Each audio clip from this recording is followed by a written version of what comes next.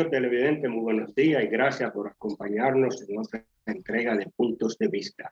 Hoy haremos una sola entrevista, una interesante entrevista. Ahí nos acompañará el economista Luis Reyes, exdirector general de presupuesto y un economista de los ranqueados de este país porque tiene una vasta experiencia en las dos principales políticas que rigen la economía, política monetaria y política fiscal. Antes de iniciar nuestra entrevista de hoy, vamos a escuchar unos interesantes mensajes comerciales.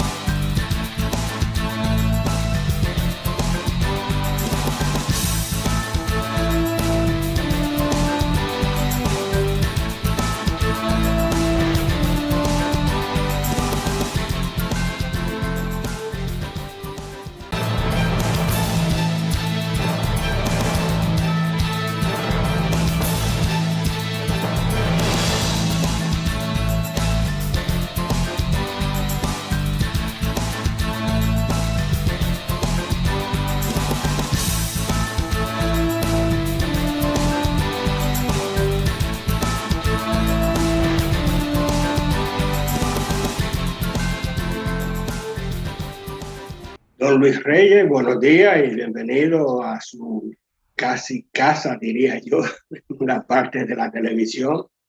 Muchas gracias, Héctor. Un placer estar de nuevo contigo y con los amigos televidentes. Hay algo que yo creo que parece que se cae de la mano. Ya el Consejo de Ministros aprobó uno, diría yo, como una especie de líneas generales de lo que será el presupuesto general del Estado para el año 2022. Se planteó una cifra global ahí de 1.046.000.000.000 de pesos. Una cifra bastante respetable que cuando yo empecé a escribir sobre temas de economía ni sabía leer esos números. Bueno, ¿qué opinión tiene Luis Reyes ya así en una cifra que todavía no se conocen los desgloses, pero a grosso modo, ¿es factible, es posible un presupuesto de esa magnitud en una circunstancia como la de ahora, donde no se han presentado nuevas fuentes de financiamiento? Mire, Héctor, la información que compartió el gobierno, que a propósito fue una información escasa, porque cuando el Consejo de Ministros aprueba el anteproyecto de ley, o sea, lo convierte en proyecto de ley en ese momento, pues ya hay un desglose bastante detallado de la información. Ya se conocen los topes presupuestarios que tienen cada uno de los ministerios.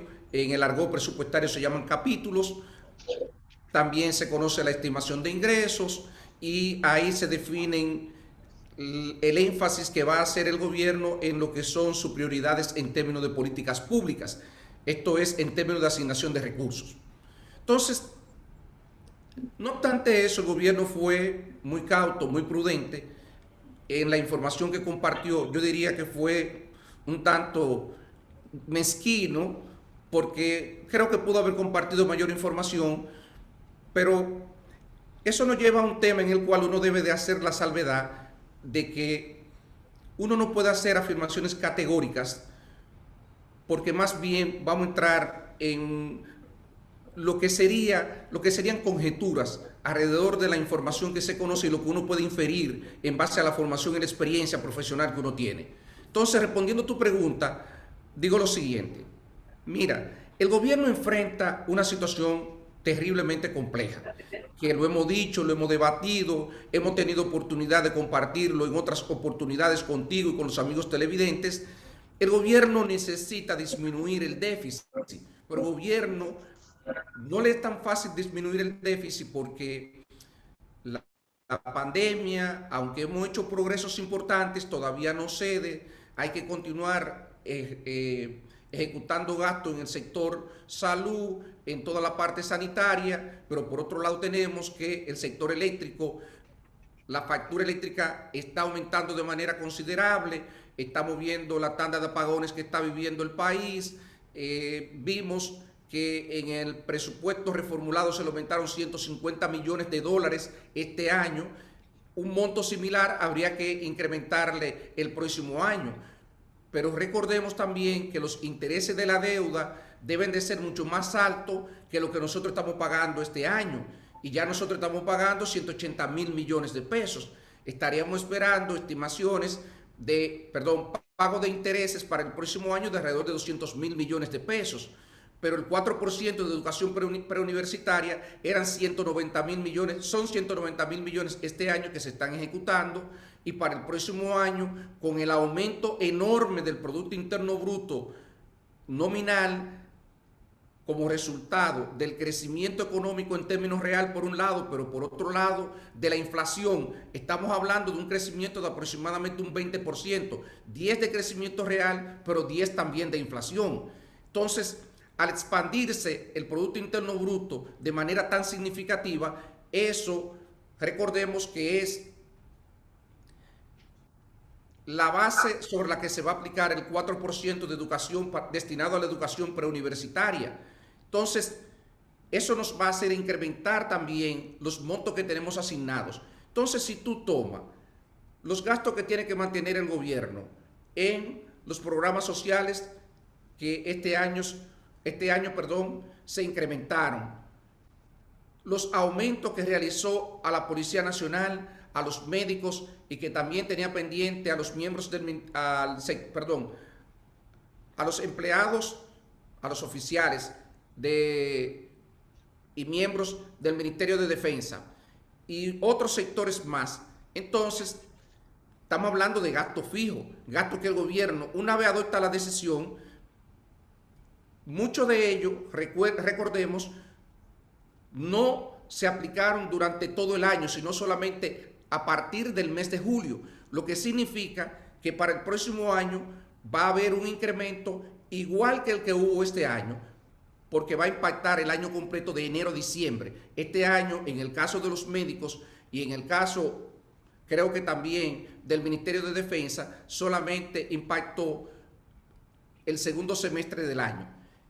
Si tú le sumas a eso que estoy hablando, el tema del incremento de los intereses de la deuda, del 4% del Producto Interno Bruto asignado a la educación preuniversitaria y los gastos en el sector social, entonces hay que ver los números, Héctor y amigos televidentes, hay que ver los números y ver cómo es que el gobierno va a financiar los proyectos de inversión que ha anunciado, como el teleférico de Santiago, el teleférico de Santo Domingo, la expansión de la línea del metro, Domingo Sabio y otros proyectos de inversión importantes. De hecho, ayer se conocía en los medios de circulación nacional que el programa de inversión del gobierno en la provincia de Santiago hasta el año 2024-25 serían de unos 41 mil millones de pesos. Entonces, ¿cómo se encuadran todas estas cosas en ese monto de gasto que ha anunciado el gobierno y al mismo tiempo se va a cumplir con un déficit de 3% del Producto Interno Bruto? Son de las preocupaciones que a uno le llegan en el momento en que conoce estas informaciones. Ese es el tema que yo creo que ahora mismo debería de llamarnos a preocupación, ver la sostenibilidad de las cuentas fiscales y ver la sostenibilidad del plan de gasto, del plan de inversión pública que está planteando el gobierno, por lo menos en ese aspecto. Creo que eso sería lo relevante ahora.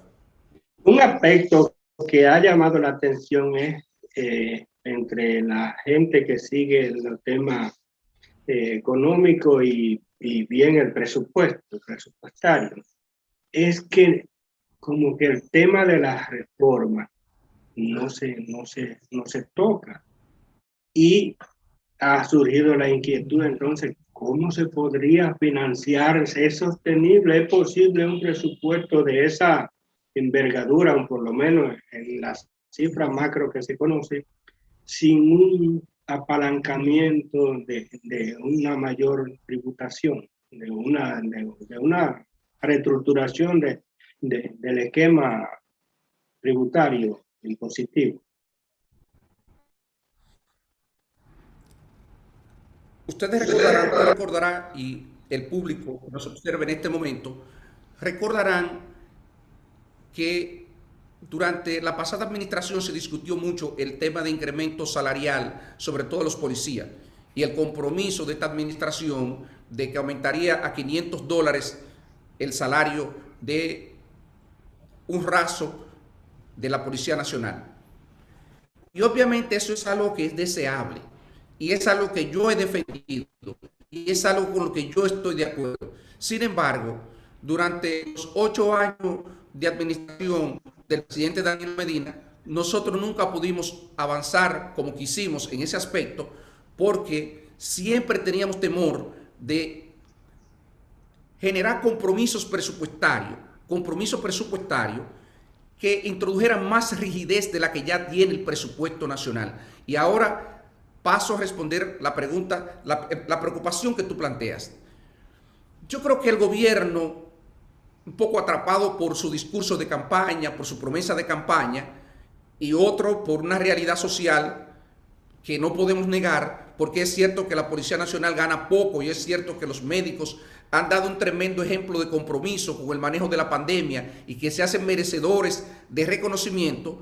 Sin embargo, todos sabíamos que las cuentas fiscales eran unas cuentas fiscales que eran muy vulnerables. Lo eran ya antes de la pandemia porque se había postergado una reforma fiscal que debió de estar en curso. No es posible financiar el desarrollo de un país con niveles de presión tributaria de un 14%. Eso yo lo he dicho una y otra vez. Ahora, si esa es la realidad y todavía no tenemos claro si vamos a hacer una reforma fiscal que haga sostenible los compromisos que podamos asumir, entonces teníamos que ser prudentes, y eso era lo que yo defendía y defiendo. El tema de si un sector es merecedor de cosas, aquí hay yo no sé cuántos sectores que son merecedores de que el gobierno le asigne partida de gasto o le incremente la asignación que tiene, porque ciertamente la asignación es baja, pero yo creo que el gobierno no ha tomado en consideración ese aspecto y se ha comprometido con una serie de gastos que hacen más rígido el nivel de gasto que ya nosotros teníamos. Y en ese escenario, entonces, uno se pregunta si habrá realmente una reforma fiscal que haga sostenible el gasto a mediano plazo. No estoy hablando de un año. Perdón, a mí me gustaría la opinión de Luis Reyes de esa misma pregunta que tú te formulas, pero la quiero en el próximo segmento. Vamos a hacer una breve pausa comercial.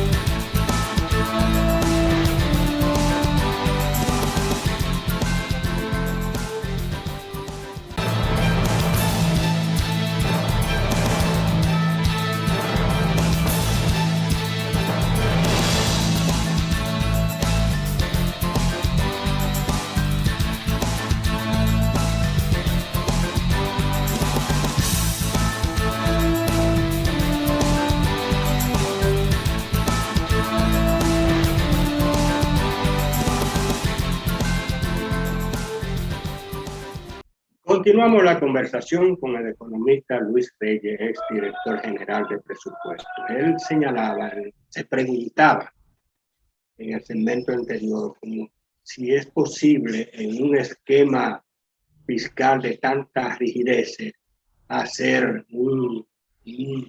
presentar un presupuesto con tantos niveles de compromiso como las obras que se han iniciado. Y me gustaría que él mismo tenga su opinión sobre esa posibilidad. Héctor, déjame primero, en interés de edificar a los amables televidentes, déjame precisar qué significa rigidez. La rigidez del gasto no es más que aquella condición que no permite que una partida presupuestaria pueda ser reasignada a otro gasto. Por ejemplo, si nosotros tenemos una nómina pública muy alta, ¿cómo nosotros, por ejemplo, podemos disminuir o reasignar gasto del que está destinado al pago de la nómina de la Policía Nacional, del sector educación, del sector salud y de las Fuerzas Armadas? Eso le da una idea al público televidente qué es lo que nosotros significamos cuando decimos que tenemos rigidez en el gasto. ¿Cómo nosotros podemos reasignar partida de la que tenemos destinado para el pago de los intereses de la deuda, perdón, monto del que tenemos destinado para el pago de los intereses de la deuda para financiar otro gasto? Sencillamente no se puede. Y el 80-85% del gasto del presupuesto que se está ejecutando actualmente es un gasto que prácticamente el gobierno no puede reasignarlo. Entonces, aquí surge el segundo aspecto técnico también, que tiene que ver con, bueno, entonces, si yo tengo el 80-85% del total de gasto, que es un gasto que yo no puedo reasignar, ¿cuál es el espacio presupuestario que dispone el gobierno para entonces poder destinarlo a satisfacer otras necesidades de la población? Y yo respondo aquí, es que eso es lo que uno tiene duda en esos números que se han aportado. ¿Tiene el gobierno el espacio presupuestario suficiente para asegurar que va a tener un plan de inversión pública que le permita cumplir con todas estas cosas que ha anunciado y además hacer sostenibles las cuentas fiscales dentro de 2 o 3 años? Esas son las preocupaciones que uno tiene a partir de estos datos. Tendríamos que revisar con mayor detalle el desglose de estas partidas, ver qué es lo que el gobierno propone, porque ahí hay también un incremento de ingresos que es importante, pero que amerita que uno lo vea con mayor cuidado, porque al final el problema del gasto uno lo puede plantear, pero es necesario saber con cuánto se cuenta para financiar eso, cuántas son las recaudaciones del gobierno que nos van a permitir financiar ese gasto, que es lo que al final va a ser sostenible las cuentas fiscales, es decir, los ingresos y el gasto y el financiamiento. Ya se ha hablado, incluso algunos economistas han dicho que hay como una especie de sobreestimación en los ingresos, que la cifra sin desglose que se presentó. Bueno, yo estuve haciendo un cálculo preliminar, porque aquí lo que hay que tomar en cuenta es el crecimiento de la economía. Yo creo que en realidad el monto que se plantea ahí, hay una partida de ingreso de capital aparentemente que uno no la conoce. Por eso yo no quiero hacer una afirmación categórica y decir que hay una sobreestimación, porque si uno asume que todo eso son ingresos corrientes del Estado, uno puede decir si parece que hay una sobreestimación, pero si de ese total de ingresos que está planteando el gobierno hay una parte que es ingreso de capital, entonces habría que ver cuál es la operación que plantea el gobierno para uno poder evaluar qué tan confiable, qué tan certera es la estimación que está haciendo el gobierno y otra vez volver a responder la pregunta, qué tan sostenibles son los números que estamos proyectando. Por ejemplo, en el presupuesto, en el de ahora, en el que está corriendo, originalmente se planteó un monto de ingreso de capital de unos 89,000 y tantos de millones, pero el gobierno lo reajustó cuando presentó el complementario y lo bajó a 12,000 millones.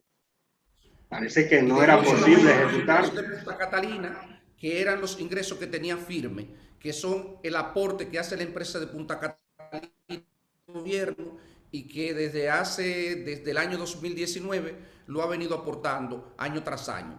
Ahora mismo no sabemos, porque recordemos que el gobierno creó o tiene planeado, lo que hizo fue que designó por decreto los responsables de la gestión del fideicomiso, porque el fideicomiso tiene que aprobarlo el Congreso Nacional. Fideicomiso que gestionaría las operaciones de Punta Catalina, y uno presume que el interés sería hacer alguna operación que le permita al gobierno recibir algunos flujos adicionales. Ahora, eso no es ingreso si lo hacen así, eso sería parte del financiamiento. Y habría que ver ahí, porque uno realmente no lo conoce, uno no sabe los detalles de la operación, y por eso yo trato de ser cauto, esperar que el gobierno ya este fin de semana habrá entregado el proyecto de presupuesto al Congreso, y el lunes la pieza estará disponible, y entonces a partir de ese momento ya tendríamos información sobre cuál es el contenido de la pieza que está presentando el gobierno al Congreso de la República. Tú señalabas algo ahorita sobre esa estrechez, esa camisa de fuerza que tiene el presupuesto, y que usualmente se ha manejado, digo yo, como históricamente o tradicionalmente, por dos vías. De origen se hace una especie de dispensa, y se le explica al Congreso que a tales recursos que comprometen leyes especiales, no sé si son 20 y tantas leyes, que no se podrán cumplir, con excepción generalmente del 4%, que es así, siempre se cumple. Entonces esa es como una de las salidas que hay, que aparentemente seguirá dándose. El país, desafortunadamente, muchas de esas leyes a las que tú haces referencia, estableció montos con relación a las recaudaciones del gobierno, porcentaje de las recaudaciones del gobierno. Ahora, algunas de esas leyes, no todas, pero varias de ellas, obedecieron más bien a una situación de populismo económico. Vamos a estar claros, eso no tiene ningún fundamento, eso no tiene nadie que me haya podido demostrar cuál es la razón por la que se asignaron esos porcentajes. Entonces, en principio, eso está en cuestionamiento. Mi posición siempre ha sido que eso debió de sincerarse, hacerse los ejercicios correspondientes. Las instituciones dicen una y otra vez, deben de darme lo que establece la ley, y desde el punto de vista institucional ellos tienen razón, y desde el punto de vista legal. Desde el punto de vista económico, ninguna de esas instituciones ha demostrado para qué necesita esos recursos, incluyendo los poderes públicos, porque los poderes públicos también deberían de estar obligados a presentar su proyecto de presupuesto con las asignaciones correspondientes, pero sobre todo con una evaluación de calidad de gasto. Y eso no lo hace ninguna institución pública. Entonces, en realidad no sabemos cuáles son las necesidades. No estoy diciendo que no haya necesidades. No estoy diciendo que no haya necesidades. Lo que estamos hablando es de cuánto es el monto real de esas necesidades. Lo que dice la ley. Pero ¿dónde está el estudio que se hizo para afirmar que esa institución requería el 1, el 2, el 0.5% de las recaudaciones fiscales? ¿Dónde está? ¿Quién lo hizo? Por eso reitero, muchas de estas cosas obedecen a una etapa donde prevaleció un populismo económico que hoy día nos ha dejado ese legado, y que los partidos políticos no se han puesto de acuerdo para corregir eso, porque puede haber un costo político importante, sobre todo en algunos casos que la adopción de alguna medida que orientada a modificar este tipo de leyes podría generar, digamos, que masas de votantes importantes se pronuncien en contra de los partidos políticos que adopten la decisión. Esa es la realidad, Héctor. No hay otra. Pero después, desde el punto de vista técnico, yo reto a cualquiera que me demuestre dónde está el sustento que diga, el sustento técnico, los trabajos técnicos que digan que una u otra institución necesita esos montos. Don Luis, hay algunos elementos que, por ejemplo, pudiéramos agregarle a esa parte, y es como una especie de sacudión y desmonte de toda esa legislación como se hizo aquí en el año 1992 con otras leyes, con el esquema de incentivo que existía, con el Código Tributario 1192, básicamente las eliminó todas, pero ya eso sería una decisión de, como tú señalabas, de los políticos. Pero esas posibles consideraciones las tendremos que hacer en el próximo segmento. Vamos a otra pausa comercial.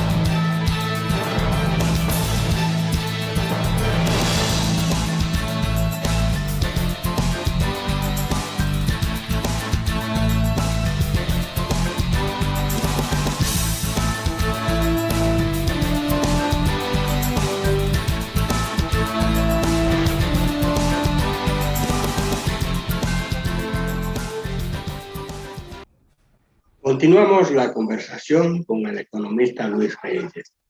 Tú señalabas incluso en el segmento anterior que sirvió incluso de el comentario de despedida de ese segmento que yo hice, y es que son como legislaciones que se hicieron así sin ninguna base, sin ningún sustento. Bueno, quizá el tema de la educación, como fue la Ley General de Educación, y fue tras varias décadas exigiendo y hablando de que la educación tenía un poco soporte desde el Estado, tal vez ahí hubo una conciencia analítica para establecer que ese era el porcentaje, pero ellos hay otro, por ejemplo, que a la Junta Central Electoral y a los partidos se le asigna tal participación, que es más en los periodos electorales. Otros son que de la banca para el Ministerio de la Juventud. Bueno, es un sinnúmero, es un universo, pero que parece verdad que es un poco como antojadizo esa situación. Esa situación. Yo he investigado, he tratado de determinar en cada caso cómo se originaron esos montos. Y en sentido general puedo decirte, en el 80-90% de los casos, eso no tiene sustento. Obedeció a decisiones que se adoptaron, yo diría de manera antojadiza, en función de la correlación de fuerza política que podía favorecer una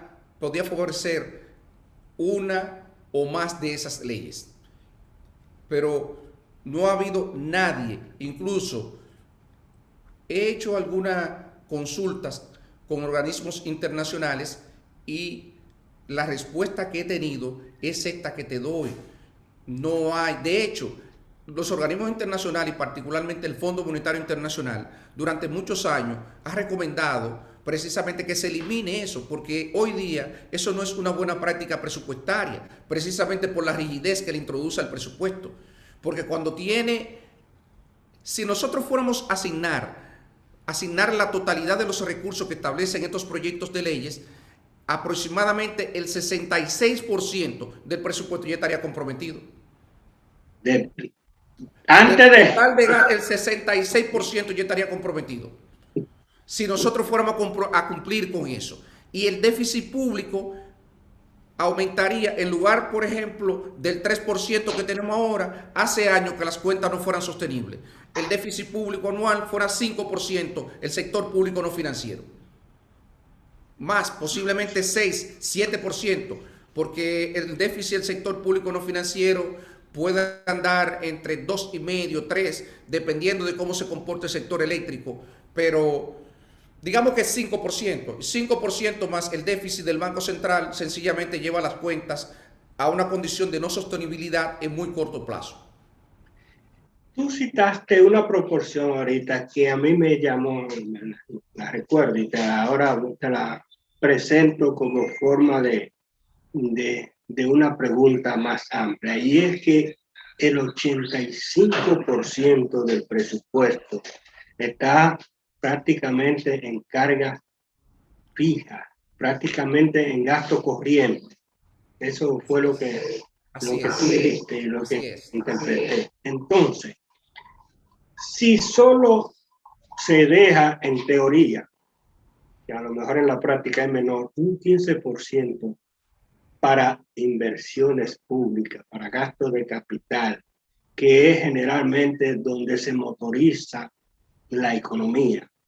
¿Puede entonces un país desarrollarse con esa proporción y puede ser el presupuesto, como ustedes dicen, el principal instrumento de desarrollo del país? De ninguna manera, de ninguna manera. Todos lo sabemos. De hecho, hemos criticado de forma reiterada a la presente administración por el retraso que tiene en la ejecución del gasto de capital en este año. Entonces, un país con tantas carencias como la que tiene la República Dominicana, te voy a citar solamente 3 renglones para que la gente pueda tener una idea de la importancia de la inversión pública. Nosotros tenemos el tema de agua y saneamiento, pero agua y saneamiento que requiere primero canalizar todas esas aguas, planta de tratamiento, antes de nosotros verterla a los ríos, a las cuencas hídricas. Esos son proyectos que cuestan mucho dinero, mucho dinero. Nosotros apenas tenemos como un 20% de las aguas residuales que son tratadas actualmente con la planta que construyó la pasada administración de gobierno, que se inauguró en el año 2020, antes de las elecciones o en medio de las elecciones por ahí. Entonces, tú tomas este tema, tú tomas la necesidad que hay, siguiendo con el sector agua, de construir nuevos acueductos. Aquí hay acueductos como en el caso de la provincia de Espaillat, que son acueductos que hace años que colapsaron como resultado de la obsolescencia y de los problemas que tienen tuberías, sistema de bombeo, y eso habría que iniciar un proyecto de modernización de los acueductos prácticamente a nivel nacional. Recordemos las dificultades que nosotros tenemos durante el periodo de sequía para nosotros almacenar agua, y eso nos lleva al tema también de la construcción de presas. Entonces, solamente con esos 3 rubros, con esos tres ámbitos de la inversión pública, el gobierno requeriría cantidad enorme de recursos para poder financiar las necesidades inmediatas que tiene el país.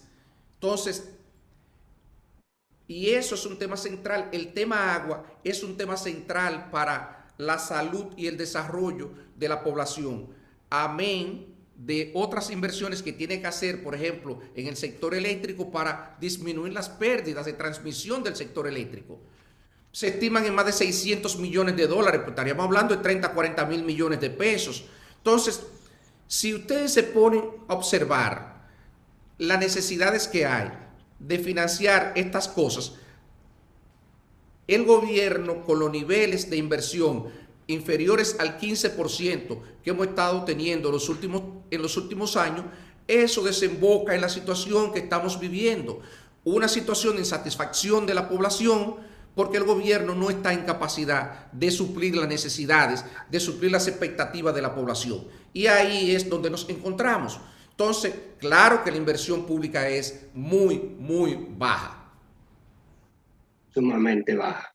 no contribuye a crear condiciones de desarrollo ni a impulsar acumulación de activos que también propendan a impulsar la economía, incluso. Pero además hay un problema de que no impulsa la economía, que es verdad, porque todos sabemos el efecto multiplicador de la inversión pública, sabemos que eso genera empleo y entonces crea una especie de círculo virtuoso que ayuda al crecimiento de la economía. Pero en este caso es peor. Cuando usted ve a una población que está reclamando que le pavimenten una calle, que le resuelvan los problemas de esas aguas residuales que van por las cañadas o que cuando llueve no pueden salir o no pueden retornar al hogar, eso crea situaciones de descontento social, y eso descontento social es lo que nosotros a través de la gestión pública deberíamos de tratar de evitar. Obviamente, para hacer eso es necesario contar primero con los recursos y después con la efectividad del gobierno que pueda construir las obras que requiere la comunidad. Yo siempre he insistido en lo siguiente: recordar que el propósito del gasto público es impactar la calidad de vida de la población. Si no podemos impactar la calidad de vida de la población en aquellas cosas que ellos están demandando, que se supone que son lo que maximizan su nivel de bienestar, entonces nosotros tenemos que sentarnos y revisar las cosas que estamos ejecutando. Yo creo que ahí es donde deberíamos de sentarnos a evaluar el proyecto de presupuesto que va a presentar, que presentó el gobierno este fin de semana al Congreso, y lo que la sociedad estaría demandando. Tenemos demasiados problemas. Tenemos problemas de transporte en las principales zonas urbanas, pero particularmente en el Distrito Nacional se ha caotizado. Tenemos problemas con el servicio de electricidad y requieren grandes inversiones, pero tenemos problemas que todos vemos cuando llueve. No estoy hablando por este gobierno porque sabemos que ahí hay muchos problemas que son heredados, pero que le corresponde a la autoridad de turno intentar darle respuesta, y si no tiene los recursos, definitivamente va a ser muy difícil, por lo que decía anteriormente, que el gobierno pueda reasignar de los gastos que ya tiene establecido en el presupuesto, que pueda reasignar para hacerle frente a ello, porque significaría que habría que cancelar mucho personal y habría que dejar de cumplir con otras obligaciones que están establecidas por leyes. Por ejemplo, el gobierno, aunque no cumple con la totalidad de los recursos que le transfiere, que debe transferirle al Poder Judicial, al Congreso de la República, a la Universidad Autónoma de Santo Domingo, a la Junta Central Electoral, por citar lo más grande, pero le transfiere recursos, y ese mínimo que le transfiere, por lo menos ya no podría disminuirlo. Eso también es una muestra de un gasto rígido que no podemos modificar a voluntad, a discreción de la autoridad. Don Luis, yo creo que, bueno, vamos a hacer la última pausa para venir con la cuarta entrega de esta entrevista. Y yo creo que debíamos ir pensando en arrancar sobre plantear qué es lo que queremos y entonces qué estamos dispuestos a dar para lograr ese país que queremos. Volvemos en unos instantes.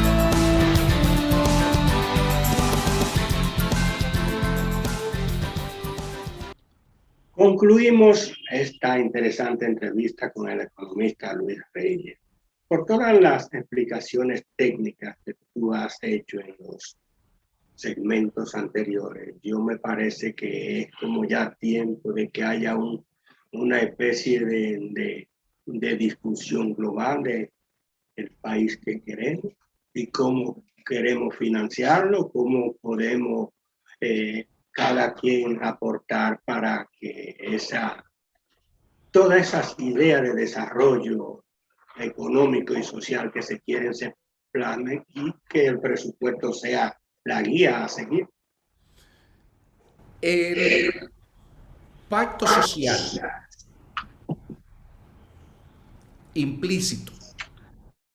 Toda sociedad razonablemente civilizada y democrática, con las imperfecciones que pueda tener la democracia dominicana, tiene un pacto social.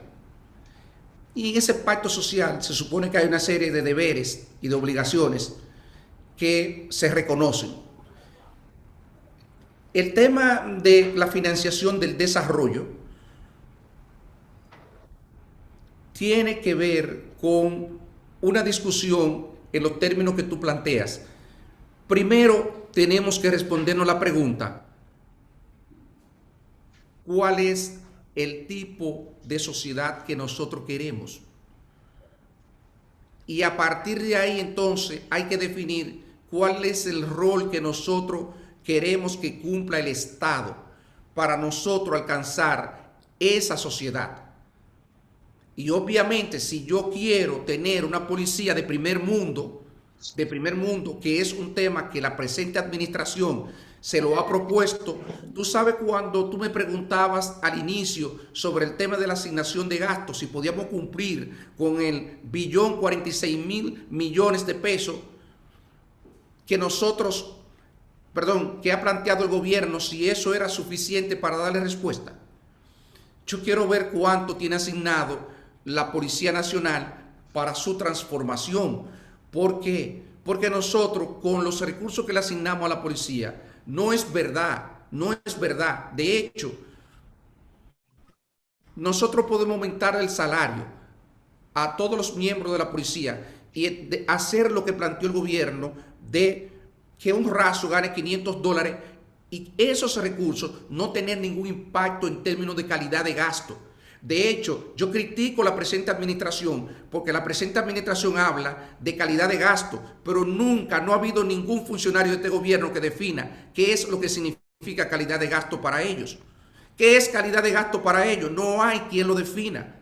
Se habla, se dice, pero en realidad nadie lo define. Entonces, si nosotros definimos como sociedad qué es lo que nosotros aspiramos y luego definimos cómo nosotros vamos a financiar eso, cómo vamos a financiar una policía que nos ofrezca seguridad ciudadana como un país de primer mundo, cómo nosotros vamos a tener un sistema de salud, sistema de educación como un país de primer mundo, entonces nosotros estaremos haciendo un ejercicio sincero que nos podría ayudar a que esa herramienta que es el Presupuesto Nacional de Desarrollo se convierta en un instrumento más efectivo en favor de el desarrollo del país y obviamente en favor del bienestar de la población.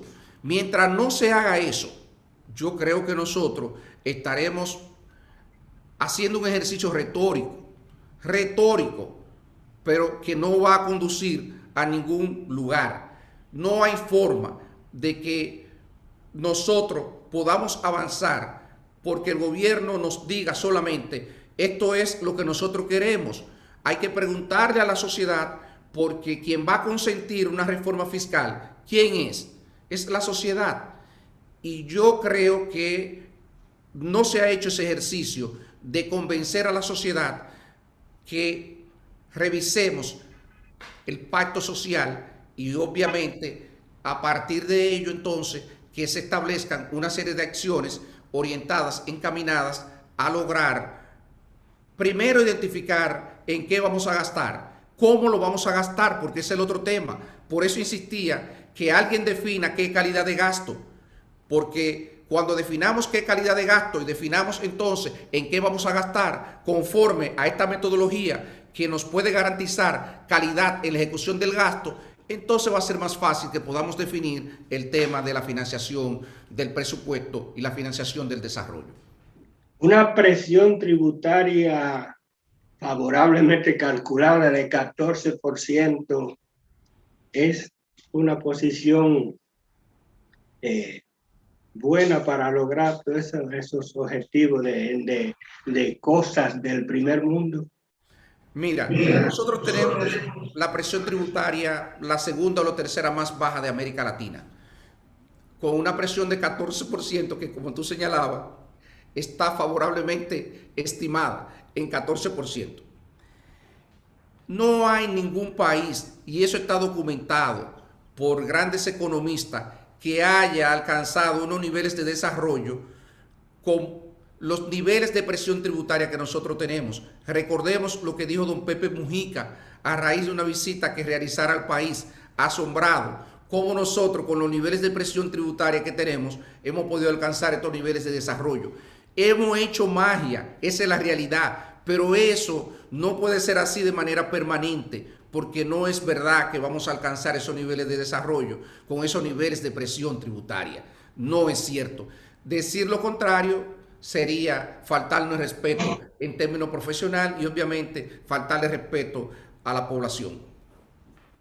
Pero parece que hay un convencimiento, o sea, a nivel técnico se conoce la situación, pero cuando la decisión política llega, como que hay un stop ahí, como un espérate, y se van posponiendo la medida y sigue el tema igualito donde se encuentra. Porque hay un tema complejo que nosotros no hemos atacado de manera correcta, Héctor. ¿Qué ha pasado en la economía dominicana? En la economía dominicana, el salario es el precio de la mano de obra, de la contratación de la mano de obra. O sea, el salario es un precio más en la economía, así como es la tasa de cambio, así como son otros precios, así como es la tasa de interés, que es el precio del dinero, son precios líderes en la economía. Si uno revisa lo que ha pasado con el salario real en la República Dominicana en los últimos 30 años, nos damos cuenta de que el salario real ha crecido muy poco a pesar de todo ese tema que nosotros hablamos del crecimiento económico. Nadie se ha ocupado por ver estas cosas, el tema de la informalidad que nos ataca, y entonces llegamos a una situación donde uno observa que las personas, cuando comienzan a tributar de manera significativa, porque hay una parte que está exenta, recordemos que hay una parte del salario que no tributa. El salario promedio de la economía dominicana es 27,000 pesos mensuales en el sector formal, unos 27,000 pesos mensuales. Eso le da una idea a la población. Ahí hay 2 millones de dominicanos, 2.2 millones de dominicanos que tienen un salario promedio de 26,000 pesos, todos 27,000 pesos. Entonces, eso no tributan, ¿eh? Eso no tributan. Tributan poco, porque de ello hay una parte que corresponde, de esos 2.2 millones, hay una parte que son servidores públicos, hay una parte de ellos que tienen salario por encima de 100,000 pesos, que son los que tributan, pero hay un grueso muy grande, una proporción muy grande de este 2.2 millones de asalariados que ganan menos del salario mínimo. Entonces, yo me pregunto y le pregunto a los amigos televidentes, no es fácil uno implementar una reforma en un contexto como ese, donde hay gran informalidad y donde una gran parte de los asalariados lo que gana es el salario mínimo, que no le da para cubrir la canasta básica. Entonces, ojo, ¿a quién vamos entonces a establecerle tributo? A la clase media. Y uno dice, pero por Dios, es que la clase media sola es la que está pagando, porque el que gana el salario mínimo prácticamente no contribuye. Entonces, quien está pagando y los otros, sobre todo los sectores de mayores niveles de ingresos, como en la mayoría de las sociedades, tributan y tiene mecanismos, sobre todo, no de evasión, porque a mí, yo no voy a decir que no, y que no hayan evasores en ese segmento, pero sí hay elusión, mucha elusión. Esas zonas grises que permiten la ley, el individuo que tiene recursos se hace asesorar y por ahí evade el pago, evade no, Elude. elude el pago de tributos. Entonces, yo creo que el problema radica en eso. Un país con unas condiciones tan precarias en términos sociales como nos ha dejado la pandemia y que al mismo tiempo tiene unos niveles salariales tan bajos como estos, y usted tiene que afectar fundamentalmente a la clase media, que es la que ya está aportando, no sé el monto, por el grueso, el 60, el 70% de los tributos, vamos ahora a afectar ese segmento de la población. Por eso es que se torna tan complejo en la gestión del problema que estamos enfrentando en términos fiscales, en términos de las proyecciones de las cuentas fiscales y el financiamiento del desarrollo. Don Luis, gracias por esta magnífica entrevista que nos ha concedido y como siempre le reitero que esta sección especialmente es su casa. Siempre estará abierta para escuchar sus opiniones. Y a ustedes, amigos televidentes, como siempre, la cita para el próximo domingo en otros puntos de vista. Hasta entonces.